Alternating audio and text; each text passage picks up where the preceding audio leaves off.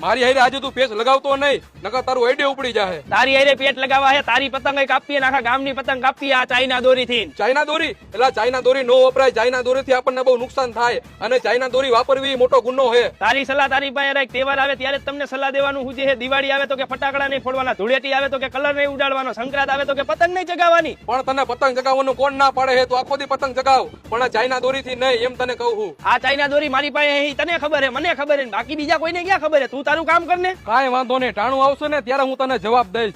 ચકલા કોઈ દી બાજ નો બને મારા કલેજા.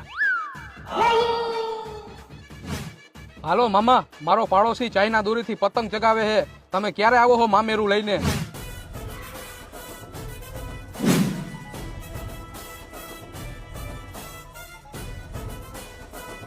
કાપે આજ તો આખા ગામની પતંગ કાપી નાખું. મારી બાતમી તમને કોને આપી? ચકલા બાજ બને કે ન બને, પણ આજે મોર તો બોલવાના જ છે.